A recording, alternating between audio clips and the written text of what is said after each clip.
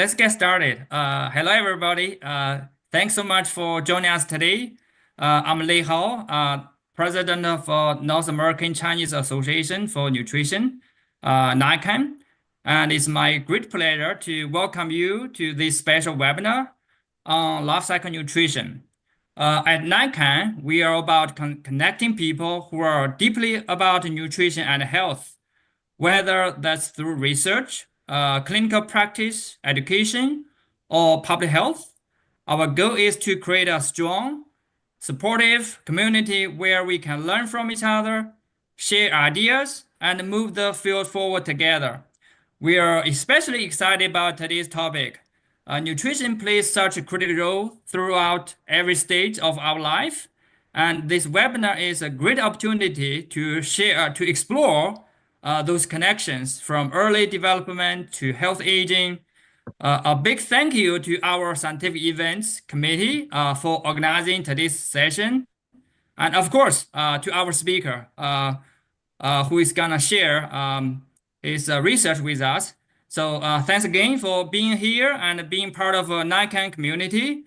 I'm now hand things over to the chairs of our scientific session, Dr. Tianwu Jiang and Dr.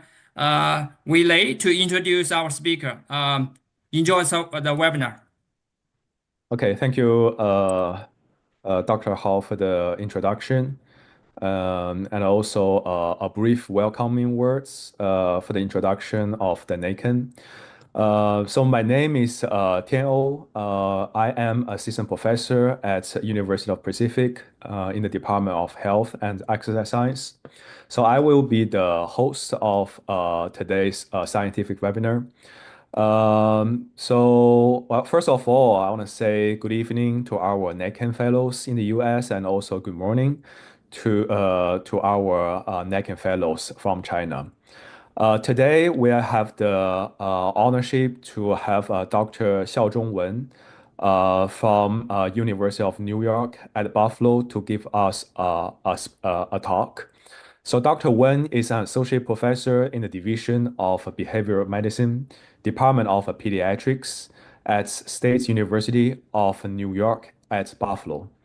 With training in preventive medicine and epidemiology and biostatistics, his research focuses on maternal and child health, nutrition, substance use prevention and cessation, pediatric obesity prevention, and cardiometabolic conditions.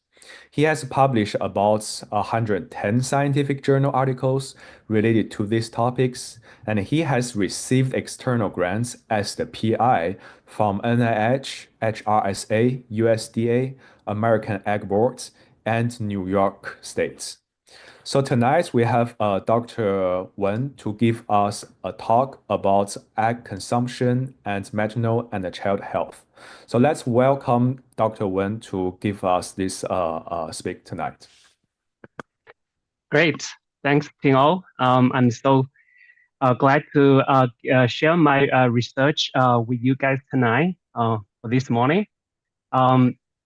As Tim mentioned, we are going to focus on the maternal child health today, which is a very important public health topic.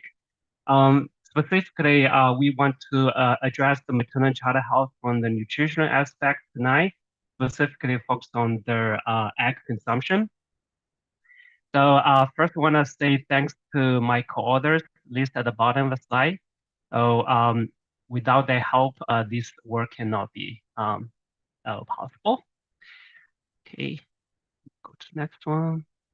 So hopefully we can use about like 45 minutes to cover the context here. So to make sure folks from China or not that are familiar with English language can follow me, I tried to add some Chinese to some of my slides, but not all of them due to limited time. So you can see here, I have, I want to talk about the background first, so then we can know the overall context. And after that, I have the infant egg consumption and child health here. Under that, we have the theoretical framework. Then we have 3 studies to look at their infant egg consumption, including the age of introduction, frequency of consumption. The outcomes include their child egg allergy and the growth. Also, after that, we are going to talk about their mother side, so to specifically focus on their maternal consumption during pregnancy. Similarly, we have a theoretical framework first. Then we want to see how their maternal egg consumption during pregnancy may be associated with the gestational diabetes first. Then the breastfeeding practices, including initiation and the duration. Finally, I want to talk about some preliminary results on the child possible egg allergy that may be linked to the maternal consumption as well. Okay, so let's talk about the background a little bit. I'm not sure for you guys, but for myself, I consume eggs pretty frequently, almost every day.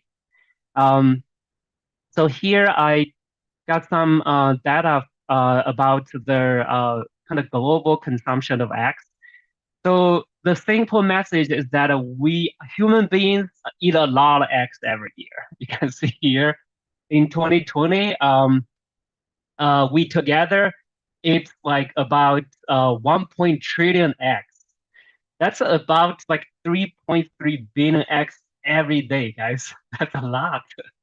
So we have about 8 billion, population on this earth. Okay. This is a lot. If we convert this to daily, like average personal consumption, so every year we eat about 153 eggs. And if we look at the kind of distribution of egg consumption across the countries, we can see a lot of variation. So this is the world map showing their egg per capita egg consumption in 2022. So the unit is kilograms. So the darker color represents more consumption. So you can see China, US, Russia, and also Japan, also like countries South East Asia, and some like South Africa, American countries too. So those countries usually consume a lot of eggs. But we see like countries in South Asia, Africa, Australia, they don't eat that many eggs. Right?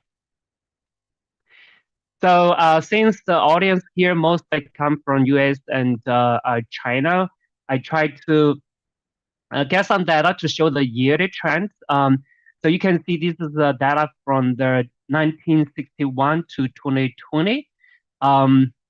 The bottom line is the global consumption. So overall, you can see there was kind of steady increase over the time.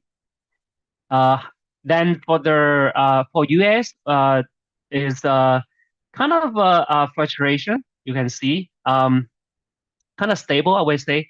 But for China, their egg consumption has been increased rapidly since 1990. So now it's even higher than United States. All right. In terms of the nutritional values of hen's eggs or chicken heads, we know this they are pretty. I would say at least like a couple years ago, it's pretty affordable. I know the price has been increased in the past couple years, but still relatively affordable compared to like meat and seafood. And it's also pretty highly digestible and with low calories.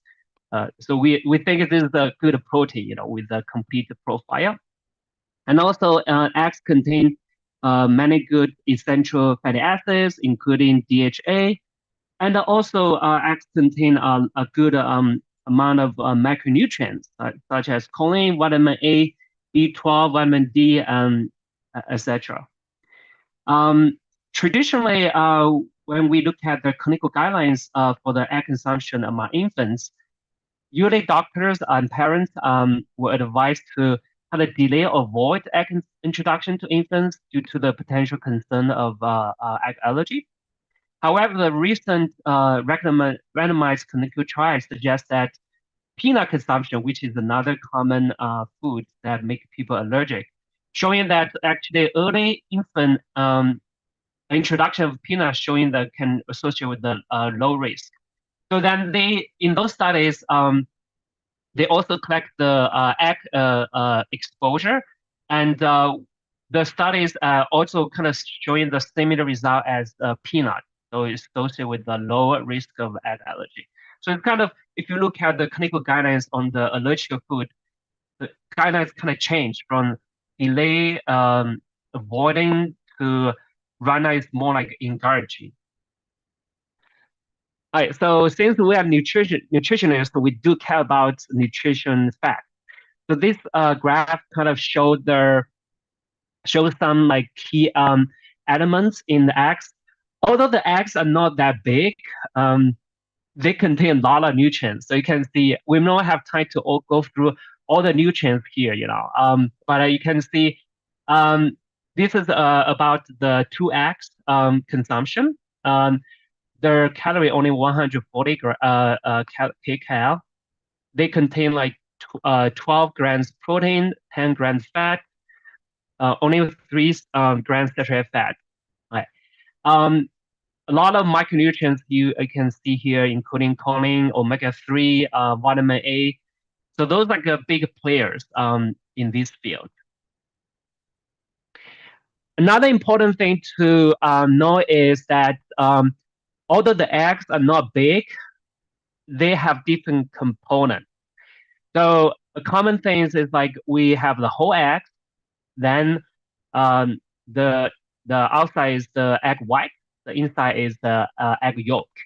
So when we talk about the nutritional effect of eggs and also the consequences of the egg consumption on health, we do need to consider those differences, because those 3 things are like whole egg, egg white, egg yolk do have different nutrients. So here show some differences in the water, protein, fat, and the carbohydrates and some trace minerals. So you can see the big difference is actually the fat content. So for the egg white, you can see the amount of fat is very minimal. And then for the egg yolk, it has like 27% fat, which is a concern based on the historical studies because people may think, may worry about the cholesterol, high cholesterol level in the egg, especially egg yolk, that may be associated with the cardiometabolic health. So this is like a more detailed comparison. You can see if we put all the 3 egg components like as 100 grams, we can see differences in those different nutrients. So in terms of guidelines, right now, the common or general recommendation is that for most healthy adults, consuming up to 1 egg per day, or if you measure by per week, is 7 eggs per week, is generally considered safe and be part of a healthy diet. However, if you have some health problems such as high cholesterol, heart disease, or diabetes, you may want to talk with your doctors or dietitian about whether you want to have tailored, consumption of eggs. So in that case, you may be advised to just limit your egg consumption to the egg white. As we mentioned before, the egg whites have minimum fat, including cholesterol. And American Heart Association is an organization really cares egg consumption a lot.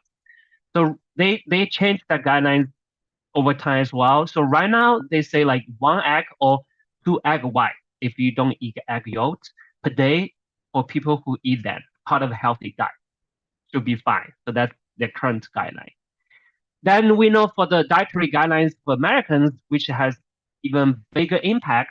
So the current version is 2020 to 2025. I actually, for curiosity, I used the egg to search in the guidelines. They mentioned this like 60 times, guys. That's a lot of times. So this indicated that eggs definitely play a big role in the American diet. Just like briefly, these guidelines consider egg as 1 ounce equivalent protein, right? So just that you know, usually one large egg is about 2 ounces of weight, like heavy, like 50 grams. However, not we only have like about 1 ounce equivalent protein, which is about 7 to 10 grams protein. So in this case, when we talk about their X, this unit is 1 ounce equivalent protein. So in these guidelines, they combine the X with other protein foods such as meat and poultry for the most recommendations. So right now, the recommendation of the protein intake is kind of depends on the people's caloric intake. For the general adults, like with the 2,000 calorie intake, the recommendation for protein intake is 26 ounces equivalent per week.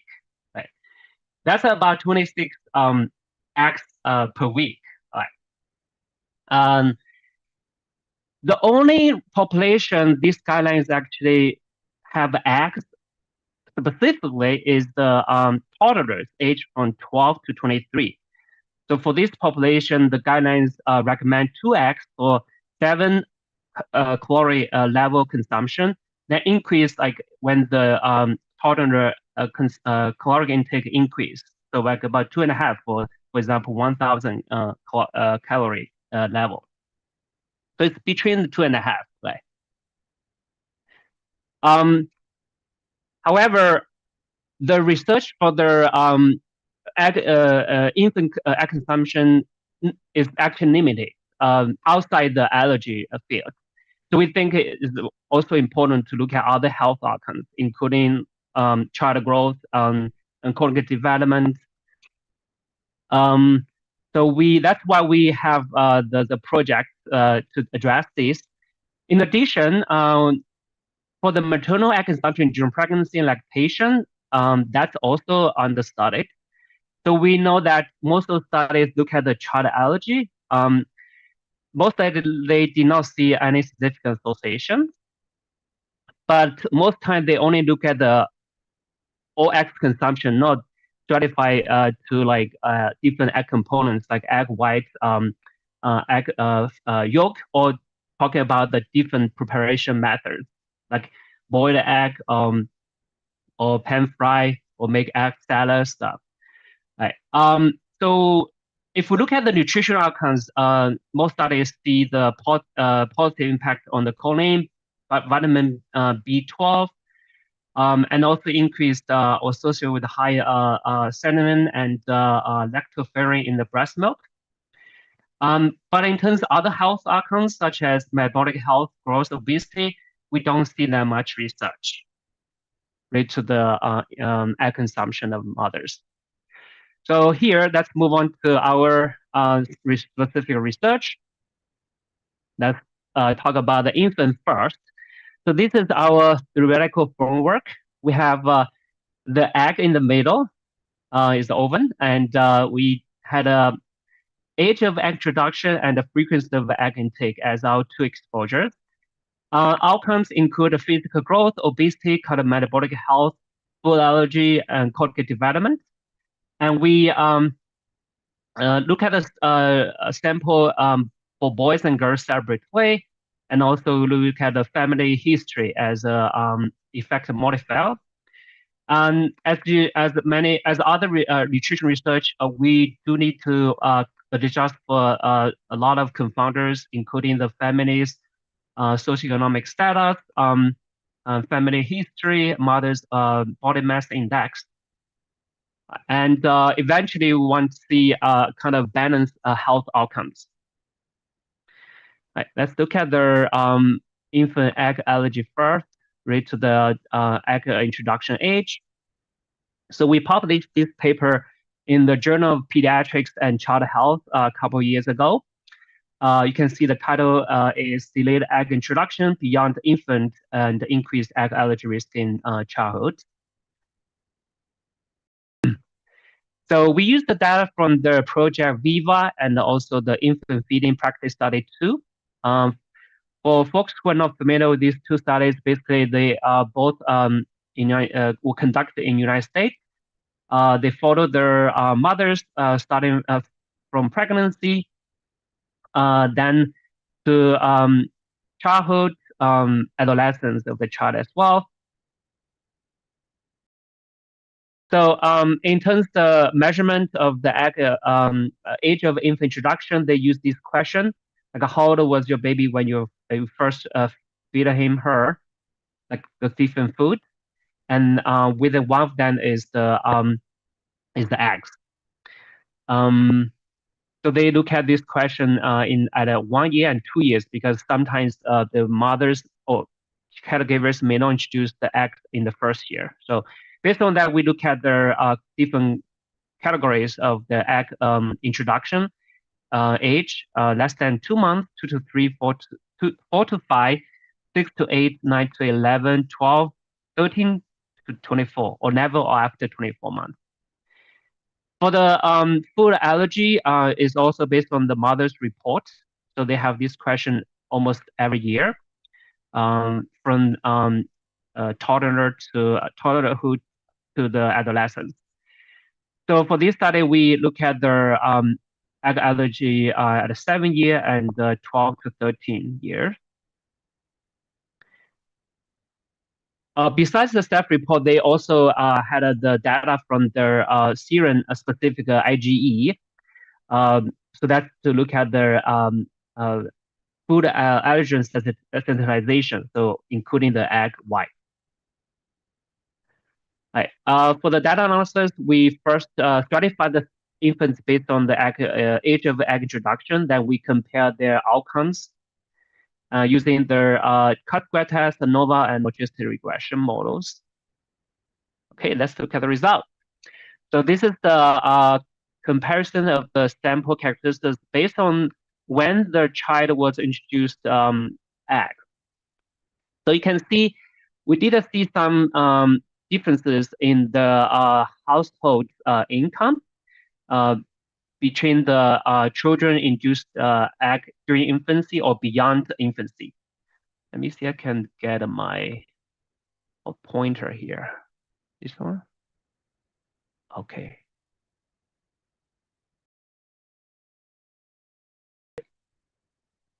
Oh, can you guys see?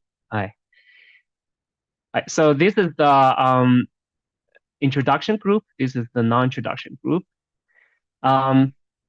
So you can see for the household income, we see like infants or children who were introduced during infancy tend to have a lower household income. See here compared to this group. Right, so the education is kind of borderline significant. So the mothers introduced to the infants, children eggs during infancy tend to have a lower education level. So this is kind of maybe opposite to what we thought. I think, but it makes sense because this study was initiated in back to like 2000. So at that time, clinical guidelines recommend a delay in egg introduction. So in this case, mothers with higher education may follow the clinical guidance better. Okay, let's see.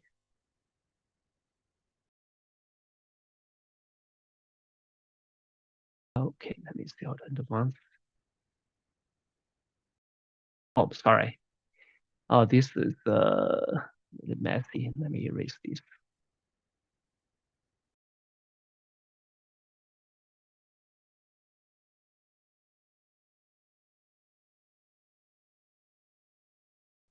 Okay. I already covered this one. Right, so this one basically, maybe my mouse point is good enough. Right, so this one is to look at the more other characteristics. You can see we don't see any significant differences here. So they were more similar. In terms of outcomes, we first look at the mother's report egg allergy at a 2 years and a 12 years. So you can see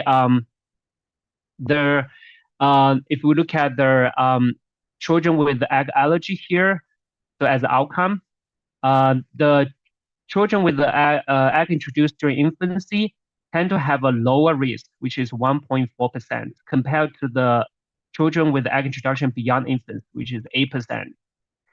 So we look at the regression model for both crude and red adjusted model, we see pretty significant association. Then we move on to the 12 to 15 years. So the trend was still there. You can see 1.1% for the introduction group, 3.9 for the delay introduction group, 3.9. Then we look at but the magnitude of association kind of was smaller compared to younger age. You can see the relative risk was 3.52 compared to 5.86 before. And the adjusted model have a similar, kind of low risk, but still higher than the introduction group. Okay. So this is the second outcome, which is the egg sensitization based on the egg white specific IgE. So we can see for the age 3, early childhood, we also see similar, like higher risk of egg sensitization for the delay introduction group. And then for the 7-year, we did not see that significant association. All right, based on the result, we conclude that the infants with the delayed introduction of eggs after 12 months had an increase of risk of egg allergy at 2 years and also adolescents.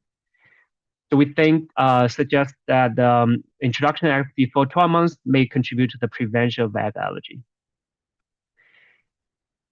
So the limitation for this study mostly because the sample is more like high SDS and also potential bias for the maternal report of egg allergy and other confounders. And also we don't have detailed measure for the egg allergy and egg consumption too. And now move on to the 6-year egg allergy rate to the frequency of infant egg consumption. So we published a paper in the Journal of Nutrition. Okay, so for this study, we also checked the consumption of the eggs with age during infancy. So you can see before the 6 months old, most infants did not eat eggs. The consumption increased, started from the 7 months and gradually increased. So by like 12 months, we see about 60% children already eat eggs. So this is the frequency of consumption. Similarly, you can see very low during before 10 months. Then had about 1 times per week at 12 months. So this is a busy table. Hopefully you can still see it. So basically, this is also a comparison of their sample characteristics of the sample. Overall, we don't see that much differences across the samples, except for the maternal age. So it looks like the mother's age kind of decreased with the frequency of infant egg consumption here. Okay, so this is a further comparison of the samples. You can see most of sample were not significant. The sample characteristics were not significant, except for the child sex and their complement food introduction age. So that makes sense. If the baby were introduced early, they tend to get other complementary food early as well. Okay, so this is their outcome, which is the maternal reported egg allergy at 6 years. So you can see we have their egg consumption at 10 months and 12 months. For the 10 months age, we did not see any differences in the child egg allergy by the frequency of egg consumption. But then when we move on to the 12 months, we saw their two times per week or more frequent consumption was associated with the lower risk. You can see which is 0.21% compared to the 0.05% among the no consumption group. When we did the regression model, we see this group had a significant rate risk. The p-values were significant. Okay, based on this, we conclude that the consumption of the eggs twice or more frequent per week during the later infancy was associated with the reduced risk of developing egg allergy later in childhood.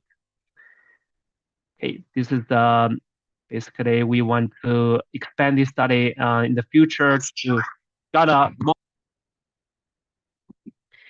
more others measures such as early age. So this is the potentially limitation for this study. Okay. So we can move on to the next one, which is the third study to look at their infant egg introduction and their child growth, which was less studied in the previous study. So this paper was published in the Journal of Maternal and Child Nutrition. So you can see we have Dr. Babimi as a first author, who is the audience here as well. Thanks for his contribution to this project. Right, so similar to the previous study, we saw this increase of egg consumption after the 7 months. This is the frequency as well. All right, now let's look at their growth outcomes. So we look at the several growth outcomes, including body mass index, Z-score, weight for height Z-score, and height for age Z-score. So for folks who are not familiar with the child growth, basically when we talk about the child growth, we do need to consider the child sex and the age, because there was big difference by child sex and the age in the child growth measures. So for this study, we looks like we did not see any significant association for BMI Z-score, weight of height Z-score, but we did see significant association with the height for age Z-score. You can see here. So that means like a later infant age introduction was associated with a lower mean difference in the height age Z-score. And then we look at their child growth at categorical variables, including obesity, wasting, and stunting. So similar to the Z-scores, we saw like the egg introduction age was only associated with the stunting, which means the children were too short. Right, so that means the infants with the later introduction was associated with a high risk of stunting. So this is the rate risk and p-value here. So then we conclude that the later age at infant egg introduction was associated with the delayed long-term height growth, with increased risk of stunting at 6 years. Okay, now let's move on to the maternal egg consumption. So this is the framework. We have the maternal consumption during pregnancy and lactation. And we look at their mother's BMI and health, and also child sex, breastfeeding as the effect modifiers. Then the outcomes including their maternal pregnancy outcomes, gestational weight gain, weight outcomes, obesity, cardiometabolic health. For the offspring, we have the birth outcomes, physical growth, obesity, cardiometabolic health, egg allergy, and cognitive development. So similar to the child outcomes, we look just for the social demographic confounders. Right. Let's get into the first one, which is the gestational diabetes study. So before we look at the outcome, we check the distribution of the different egg foods that a mom consumed during pregnancy. So this data set has pretty rich data on the egg consumption. So besides the total egg consumption, they also collect the data on the egg substitute, egg white, whole egg with fat, and egg salad. So in total, the mothers consume about 2.88 eggs per week during pregnancy. The biggest contributor was the whole egg, followed by the egg with fat. Right, so this is the table show the main outcome, which is gestational diabetes. So we look at their egg consumption by different egg foods. The first one is the total egg consumption. So we have egg consumption frequency with the never 1 to 3 times per month, 1 to 2 times per week, 3 times per week or more. So then we look at the risk of gestational diabetes. Looks like there was kind of increasing trend with a higher consumption of eggs. So you can see the last group had actually statistically significant higher risk of gestational diabetes compared to never consumption group. Then when we look at the egg consumption as continuous variable, like 1 egg per week increment, we also saw the significant association. However, when we stratify the eggs into different egg foods, we did not see any significant association for egg substitute or egg white. The whole eggs had a similar result as the total egg, so which is a big contributor to the total egg. So you can see similar to total egg, we see the high risk of gestational diabetes associated with the 2 times per week or more consumption of whole egg. Similar for continuous variable. Then we look at the egg with the fat. Similar to whole eggs, we saw the high frequency category was associated with the high risk of gestational diabetes. Egg salad, we saw the continuous variable associated with a high risk as well. From there, we conclude that high frequency consumption of whole eggs with fat, or egg salad was a risk factor for gestational diabetes. However, consumption of egg substitute or egg white was not significant contributor to the risk of GDM or gestational diabetes. Right, now let's move on to the 5th study, which is to look at the breastfeeding outcomes. So we know breastfeeding is very important for both the baby and the mother's health. So we want the mother to initiate breastfeeding and also breastfeeding as long as possible. Right, that's a kind of general recommendations. Here we look at the breastfeeding initiation first. That means whether the mother started breastfeeding, usually in the first couple of days after birth. So we look at the egg consumption similar as the previous study. We have frequency and also the amount. Interestingly, higher frequency of egg consumption was associated with the higher breastfeeding initiation, which is good. Okay, don't get confused.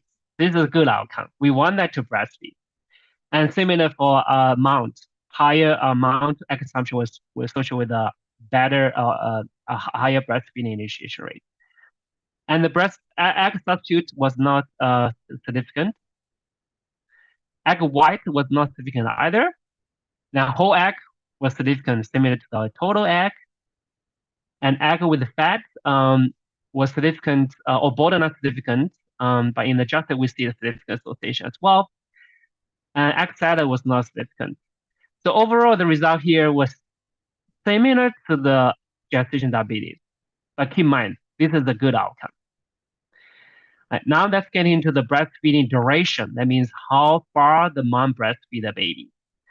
So similar to the egg initiation, breastfeeding initiation, we saw the positive association with the overall egg consumption here, you can see. And not that much for the egg substitute or egg white. but significant for the whole egg. You can see here. So that means like higher frequency of egg consumption was associated with longer breastfeeding duration. That's basically our conclusion. High consumption of total eggs, whole eggs, or egg with fat was associated with higher odds of breastfeeding initiation and longer breastfeeding duration. No such association was found for egg white or egg substitute. Okay, now finally talk about the child egg allergy related to the maternal egg consumption.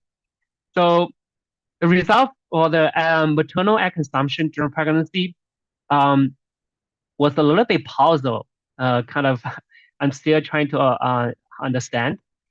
As I mentioned before, the previous study did not see any, most of see any association, but we thought, maybe when we look at the X in details, we see some interesting results.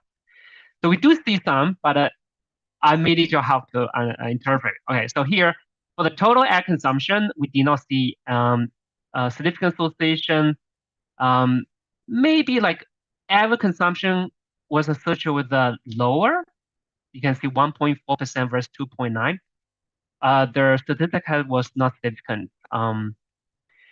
Then for the egg substitute, interestingly, the average consumption group had a much higher risk of child possible allergy during infancy, 6.4% versus 1.3%. So when we did the logistic regression model was significant, but when after we adjust for confounders, the association became non-significant. We did not see that much association for the egg white. For the whole egg, you can see similar to total egg, we saw the average consumption group tend to have a lower risk, 1.2 versus 3.7. The crude odds ratio was significant and borderline significant for adjusted odds ratio. For the egg white, we similar to the whole egg, so it tend to be lower for the egg consumption group, but not any significant association for the egg salad. So just want to point out, we adjust for the maternal race, education, healthy eating index during pregnancy, household income, parent atopy, child sex, child eczema, and child breastfeeding duration, because those things may matter in terms of associations. So we try our best to kind of control for the confounders. And then we move on to the mother consumption during the postpartum. That means after birth, potentially it's during the lactation period if the mother breastfeeds the baby. Interesting, we did not see any significant associations. You can see overall none. Not for any egg foods here. So from here, we kind of conclude that the maternal consumption of total eggs and whole eggs during pregnancy might offer some protection against possible egg allergy during infancy. So I do want to use a caution when I say this. It's not conclusive. And no such association was found for the maternal egg consumption during the postpartum.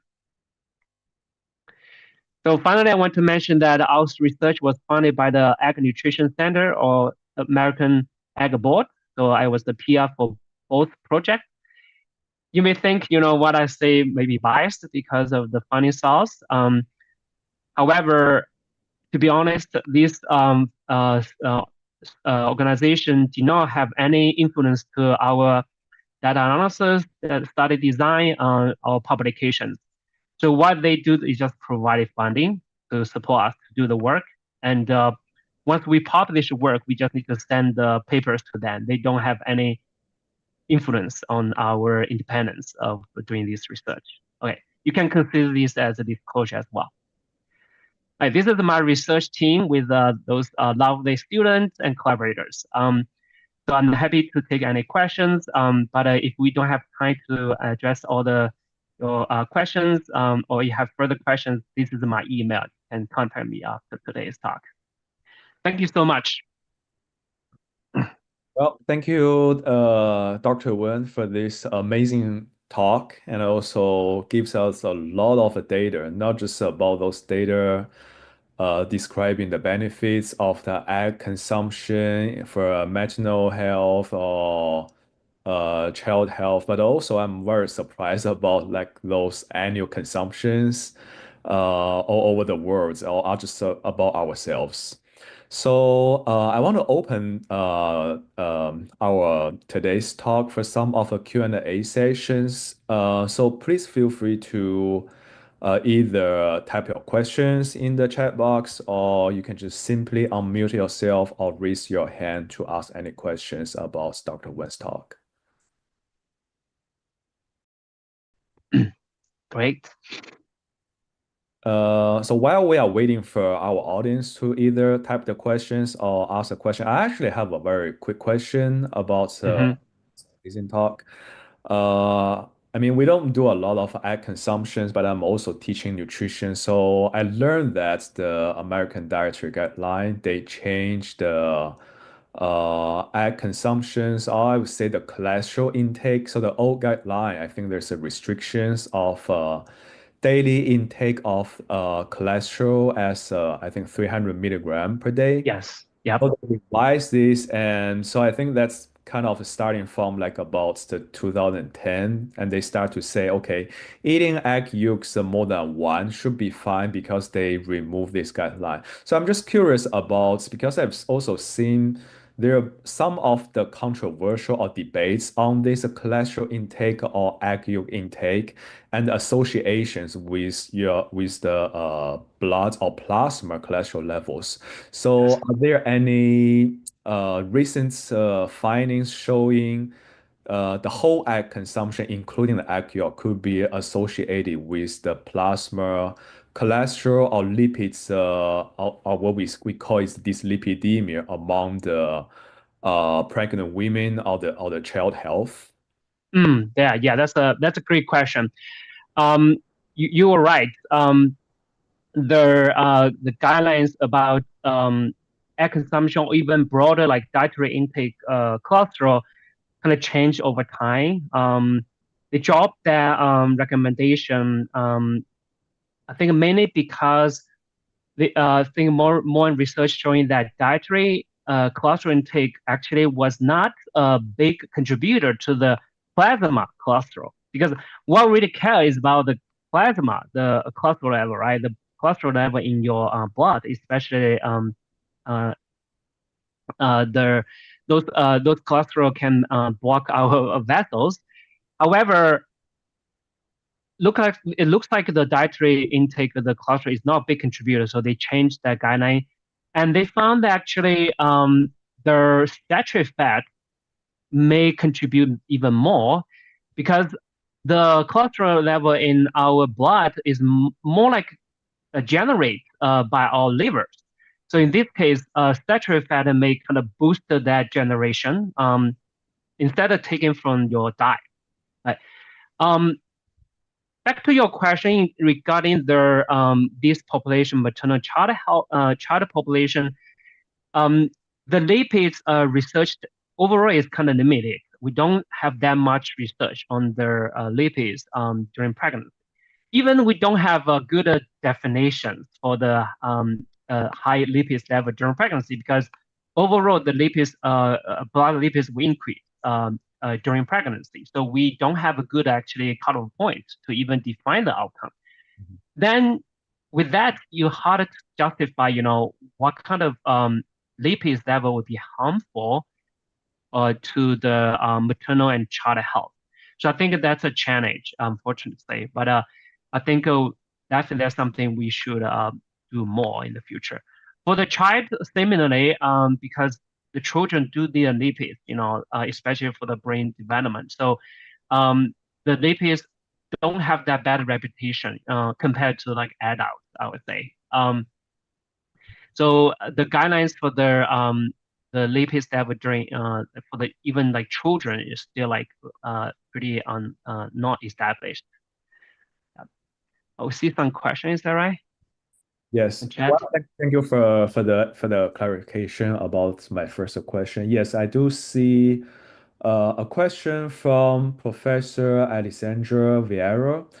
So Dr. Vieira typed a question in our chat box. So I probably just quickly read this question. Mm. What acts as a risk factor for GDM was the maternal population studied identified as previously GDM or primary pregnancies, then diagnosed as GDM throughout that pregnancy. I just delivered my second daughter and was GDM throughout pregnancy, which is identified in my first pregnancy, but found eggs as my primary breakfast meal because it supported my low carbohydrate diet. Great. This is a very good question, and also thanks for sharing your personal experience. Yes, for our study, we only have the diagnosis GDM during pregnancy. We were not sure whether this is a recurrent GDM or is the first time. So that's kind of limitation. We know that gestational diabetes or can go away often after delivery. Is also likely to come back in their future pregnancies.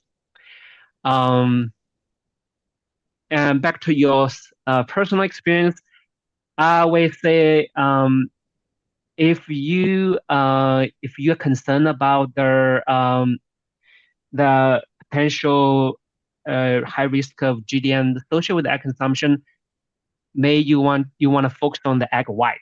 That's kind of my suggestion. Then you can still get your good protein to make sure you get a good healthy diet when you control your carbohydrate level.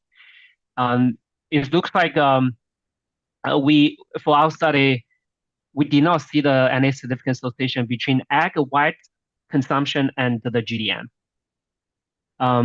But for the total egg, whole egg or egg fat, we saw that association. So although this is not experiment study, we are not sure about causality. Is still okay or safe to say that eating egg white should be okay during pregnancy if we talk about the risk of gestation diabetes. Hopefully, I answered your question. All right. Thank you, Dr. Wen. Thanks. Hope Dr. Wen answered your question, Professor Vieira. So, do we have any other questions for Dr. Wen tonight? I see Dr. Chai typed a question here. Congrats, and were you on low Oh, carbohydrate? that's just a comment. I have another question for Okay, Dr. Wen. Professor. Yeah, it's very interesting topic and it's a lot of work that you showed. I think you're suggesting the early and more frequent egg exposure of the infants have a protective effect or prevention effect on later egg allergy, which make a lot of sense to me because as immunologists, we know like the early infant's childhood is a very, very key time window for the immune system to kind of being educated. So early exposure would make sense to later prevent the allergy. I'm just thinking, how about how did you control or exclude uh, the genetic factors? Because let's assume there's a mother herself may be allergic to eggs, or the family, maybe the husband or other family members have allergy to eggs or other food. So overall, the mother would be very, uh, I think, would be hesitate or postpone the exposure to eggs, and then so that's the behavior, and then later the child develop into egg allergy, maybe mostly due to the genetic that I mentioned. So how do we exclude that possibility? Great. Yeah, very thoughtful questions. So I agree. Genetic factor definitely is a big contributor here. We need to consider the genetic contribution very carefully. For I think your question is coming to two studies here. The first one is just the infant consumption, egg consumption frequency. So for this study, we adjust for their several confounders, including their infant history eczema. So that one may be not perfect, like a prox indicator, but it can kind of capture some information of their like genetic. So because that's the kind of the overall, maybe allergic, features. But it's not perfect. So we hope we can get a like say parental, allergic diseases such as asthma or TOBI. But for this study, we did not have that information. Then your comment about like say if the parents had a allergy, they will be more cautious to not eat eggs during pregnancy or even introduce eggs to their babies. I think that can be true for some families, right? Especially in older days when the mothers were advised to not introduce the eggs early. However, right now the guidelines kind of changed. If you have family history allergy, actually you should introduce the eggs or other allergic foods as peanuts early to your children, compared to like other children even. So right now the clinical guidelines is using those potentially allergic food as actually treatment.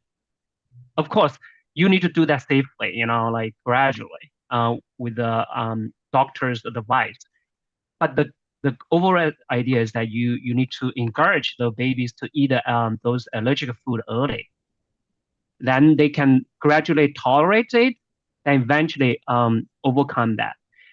In contrast, if you hold your egg introduction to the late age, actually you're doing the opposite thing. You kind of put your child at a high risk of severe allergic responses in later life.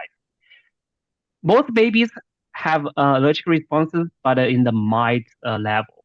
So if you are concerned, you should just actually do that in the early stage instead of later. So then for your second comment about the mother's consumption, actually we saw that in our study. Let me see. I can get that quickly. Okay, so this one. Yeah, so oh no, sorry, this one. About their child. Yeah, so this one.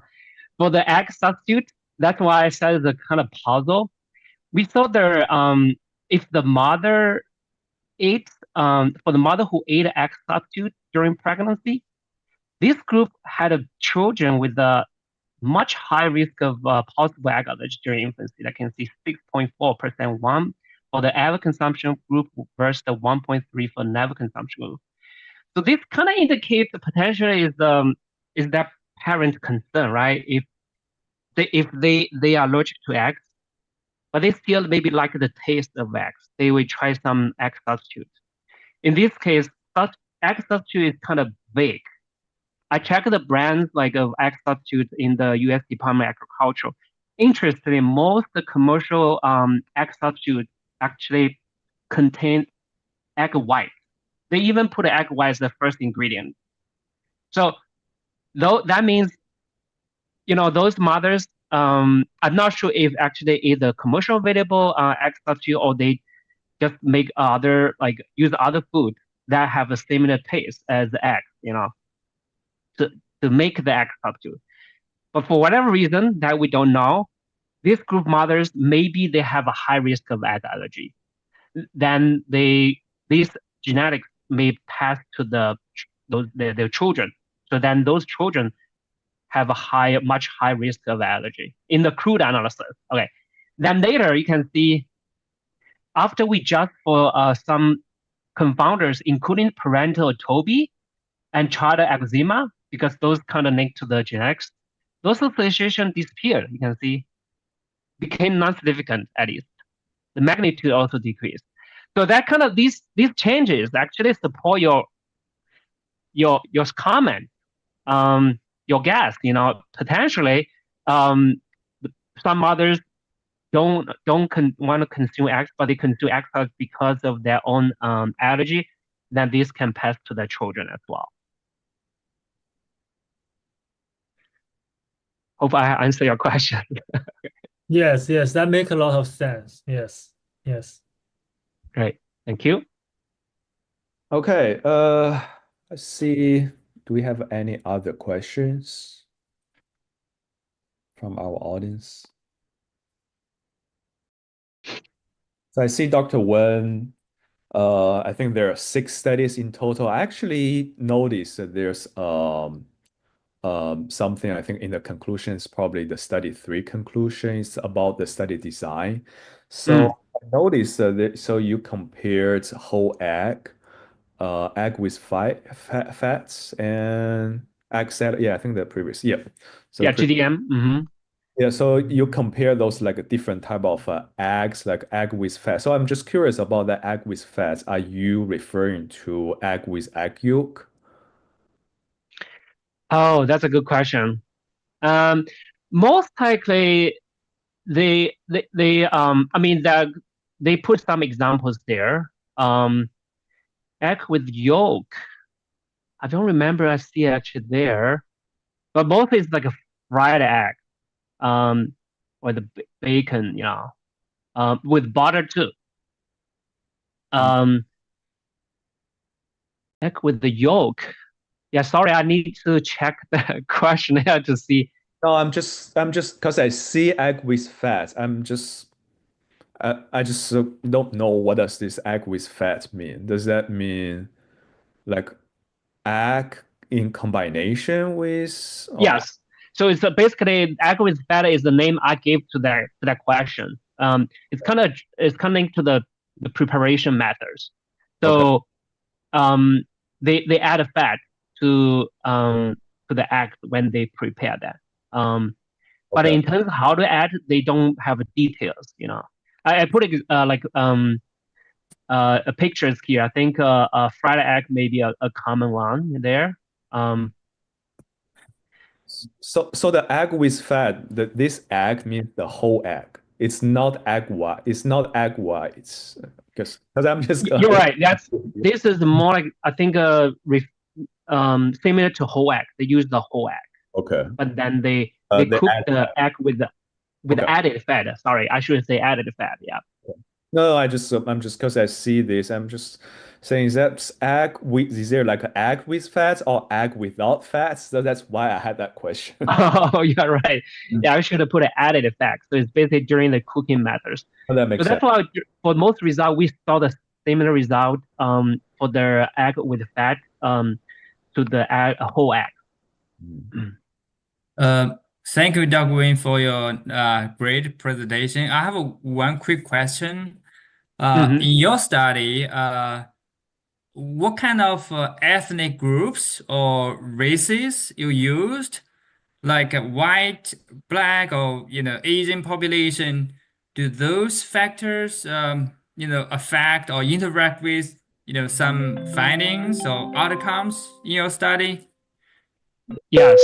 Yeah, thanks for your question about the race ethnicity. So we use data from 2 studies. So those 2 studies have somewhat different sociodemographics, including the race ethnicity. So this is the first one. For example, we use the data from the Project Viva, which was conducted in the East Massachusetts, especially the Greater Boston area. So for folks who are familiar with that area, the majority will be white, right? Also, they have relative diverse population in terms of race. You can see, especially for the relative high proportion of Asian there. Black is 10%. Oh, sorry, I forgot to mention. 76% are white, 4.9% Hispanic. So this is underrepresented if we talk about the U.S. population. Black is kind of maybe close to the average, but no, not because this study was conducted around 2000. So at that time, maybe true. Asian is about 5%. And I also want to point out to the education. So for the college degree, 74%, you can see this is definitely not representative of US population. It's kind of tend to be more highly educated. For the other study, the infant feeding practice study, that study actually had even high proportion of white. In terms of socioeconomic status, they tend to have high as well. So back to your comment, I think if we had a larger sample size for minorities, we could stratify the sample by race ethnicity to see whether our association may be different depending on mother's race ethnicity. Um, to me, is likely. But unfortunately, the sample size was not big enough for minorities, so we did not do that analysis further. Yeah, the reason I like to ask, I want to know because I think the egg consumption also associated with a certain dietary pattern, which mean interact or regulate to those outcomes, right? Yes. Yeah, that's another concern. When we look at the egg or other single foods related to the health outcomes, it's really hard to separate, the individual effect of one food from other food intake, because usually, human beings eat a pretty diverse diet, except for, people have a restricted diet. So in this case, eggs, for example, a lot of people eat bacon with eggs, eggs together in the morning as a breakfast. So in that case, it's really hard to tease out these two foods, right? That's right. Yeah. Mm. So that's why I think a randomized clinical trial may be a way, that we need to pursue in the future research. Try to kind of control for other food intake. And then we can control the preparation methods too. Mhm. Yeah, but always observational studies, is part of piece of the evidence, which can give us clue for designing, a random control trial to confirm concepts. Yes. So we did a control for the healthy eating index when we look at how the maternal egg consumption may impact, may be associated with the mother's outcome or the child outcomes. So healthy eating index has different components that capture the different food intake.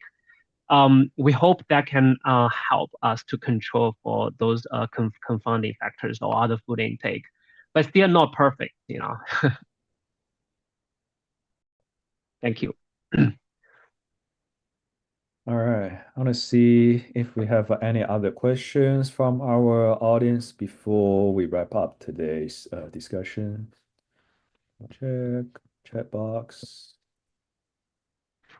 If you want to say something or share your experience about egg consumption, or you're also doing research about eggs, so please feel free to say something.